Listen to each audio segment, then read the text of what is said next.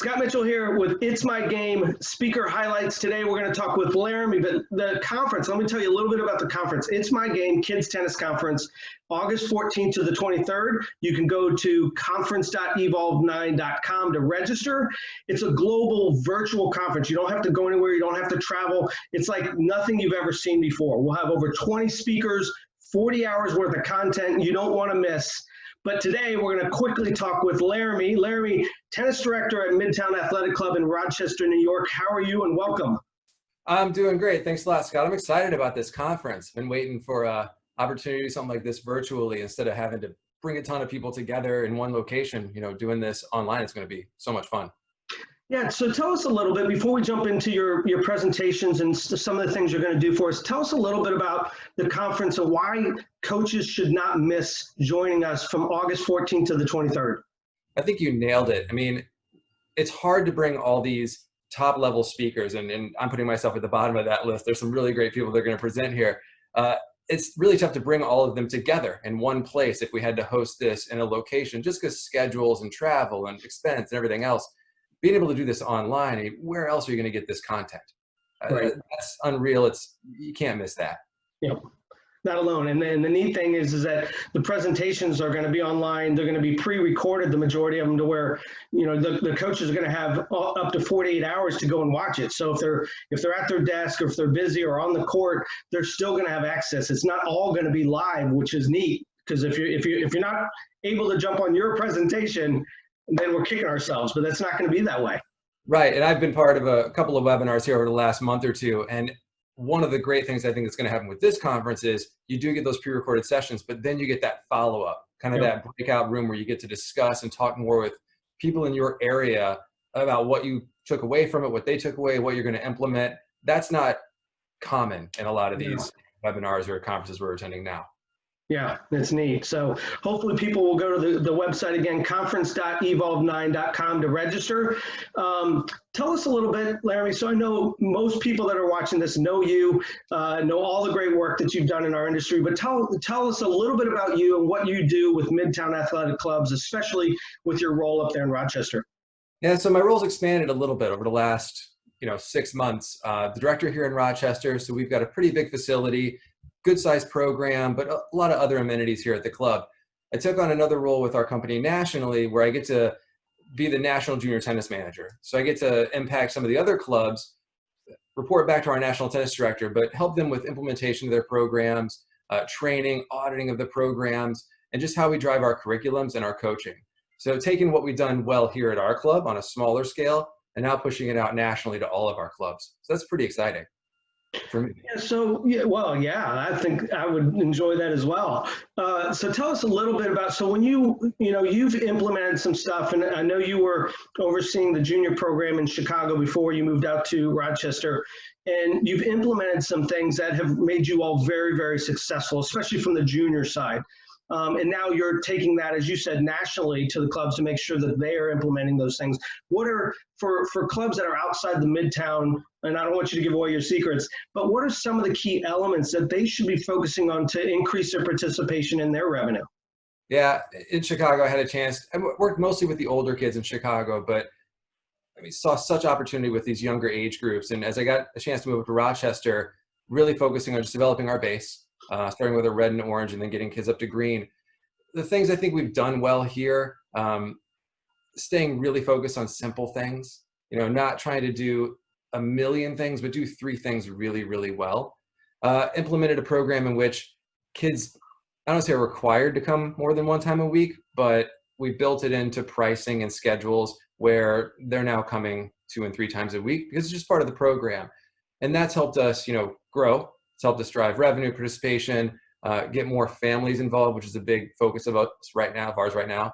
And I think that's been kind of the key. Pretty simple. Yeah, and I think that's, with all the discussions that I've had with coaches over the last few days, I think that's one of the areas that you keep hearing from them is, a lot of places are looking for this big aha program or moment where it really is getting down to the simple things and really highlighting some of those areas that really work well for different demographics or different areas. And you mentioned the red ball and the orange ball. are you all really looking to try to implement programs that attract non-players that have never come to your, adults and kids that have never been a part of tennis before? Yeah, I mean, we'll offer red and orange programs for the adults, for families. If we get parents playing, we figure the kids are going to play, and it doesn't always happen the other way around.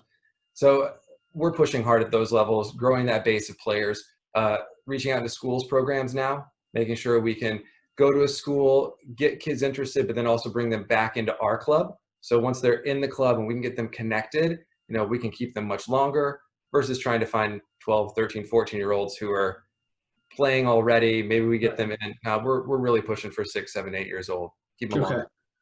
So you mentioned the schools. So I know this is something that, I'm a huge fan of. I think if we can get the curriculums into the school systems earlier, the kids get to see tennis a little bit earlier age.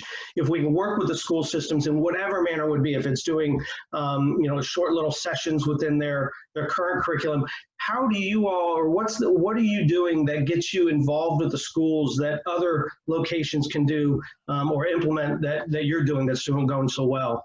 Well, we've gone 2 different routes. The first one is running, PE teachers, education, like the training days when they have off school and they have to do like a continuing education. So we'll host those, educate them a little bit on the basic things they can do in a class to get connected to tennis. And if the kids want to do more, they can send them to us. The other thing is looking at enrichment programs. So after school programs where the school doesn't just have to, put the kids in a classroom, do arts and crafts for a couple hours. They can actually bring them to the gym. We can run a tennis enrichment program. The thing we've done well with it, I think, is there's their practice at school. We provide the equipment for them, but we invite them back to the club once a week to join that, that play day. So they're at school once, they're in the club once, and then as the school program ends, logical to stay at the club. Yeah. First, tell us a little bit about your presentation and what, without again giving secrets, but what can coaches take away from your presentation that you're going to do for us August 14th to the 23rd? Elements of programming. So the basic things to implement to make sure we're catering to the needs of the child, the needs of the parent. If we can keep them connected and meet all of their needs, they stay part of our program longer. So what those elements are, easy ways to implement them and to check off the list of, did we get everything accomplished? Do we have all of this going, or are we just selling tennis lessons? But you got to tune in for like the key secrets. Right. Yeah, don't give those away. Yeah. So as you design your program, and I know you, like I've said, you all do a great job. I think you're probably the benchmark of where everybody wants to see their junior programs go. And, as you think about at a high level, what are the elements that you want to make sure that clubs should be implementing for their junior programs? I know, is the program itself, what kind of lessons do they do? Is there a social element that you have implemented? So what are those key elements that you all have? Yeah, everywhere I get a chance to travel in the country, I pick up brochures at the clubs I go to see what their junior program looks like. And it's really just a listing of the lessons, whether it's by age or level or whatever they call them. And there's rarely, I should say, listed any social component. There's rarely listed any kind of just open court time where people can come play or have opportunity to play outside of their lesson plan or lesson program. Nothing for the parents. One thing we've been forced to do here that I actually would do anywhere I go now is we have no viewing. So parents have to sit next to our courts. I used to be the fan of parents are behind the window, don't talk about teaching. And now I'm a bigger fan of, hey, parents, sit over here so I can explain what we're working on, what I'd like you to do when you guys go home. But clubs just generally don't have parent pieces involved. Do they have that instructional component?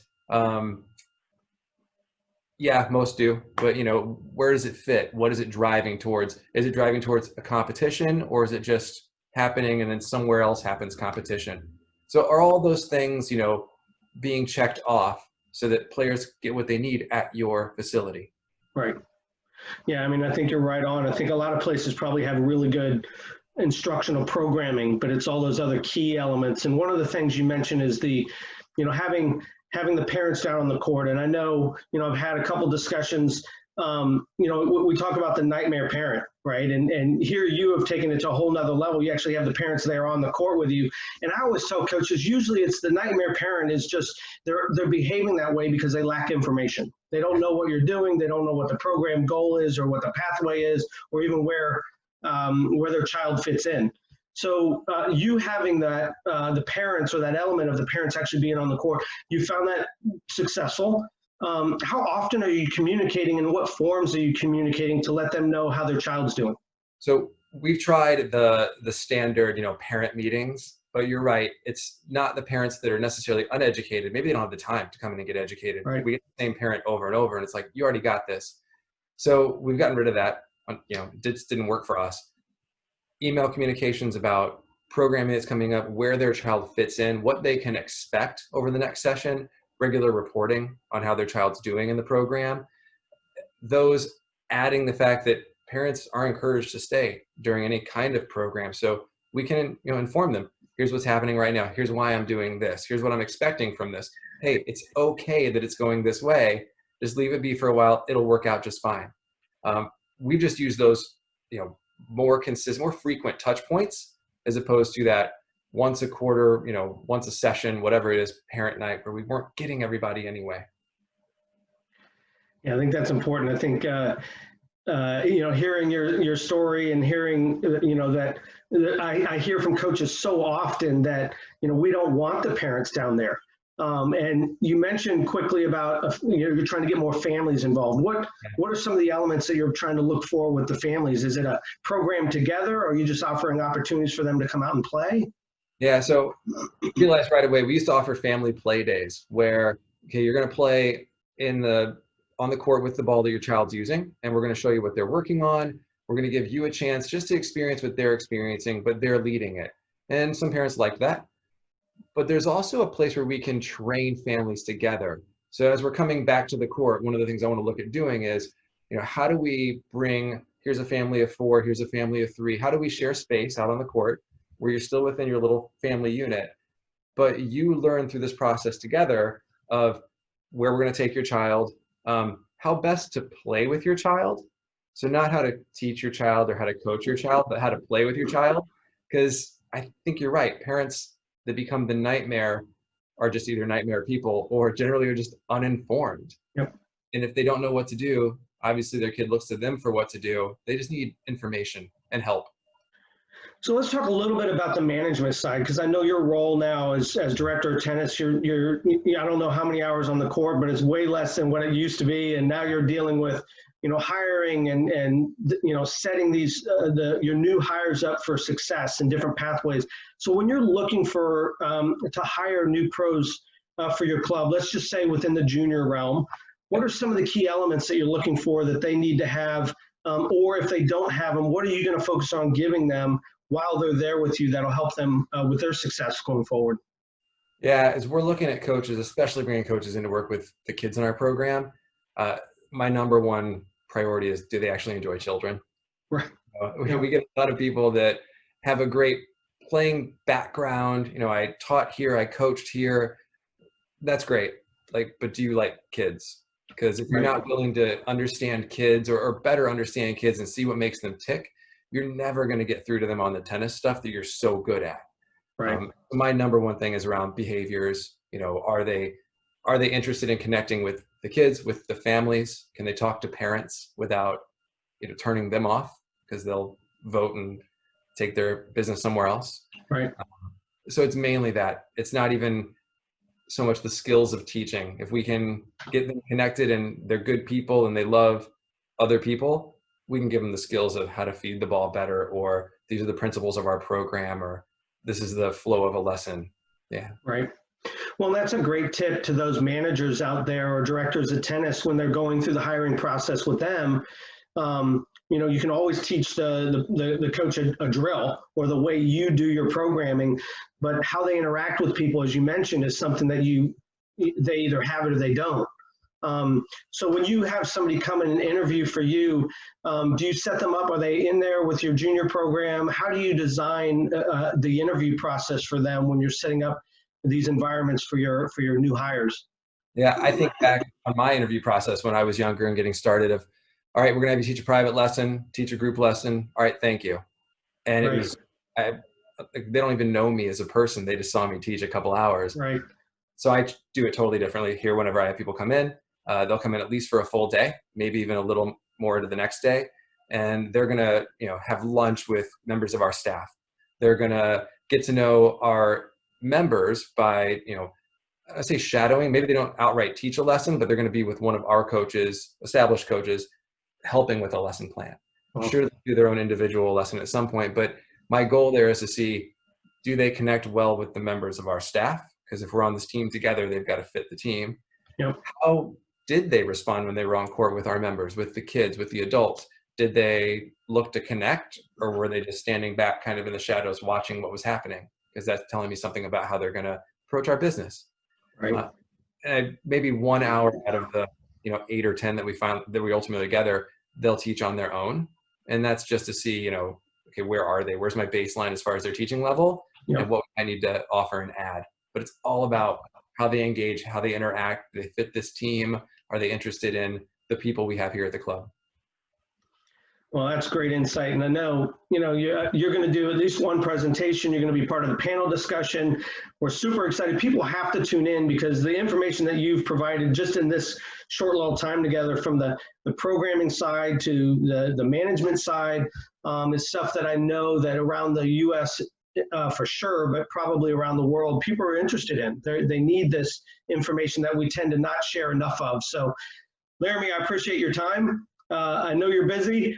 But best of luck up there in Rochester. I'm glad it's up in the 80s by now, but we look forward to seeing your presentation, and thanks for joining us on It's My Game Speaker Highlights. Thanks, Scott. Take care. Thanks, man.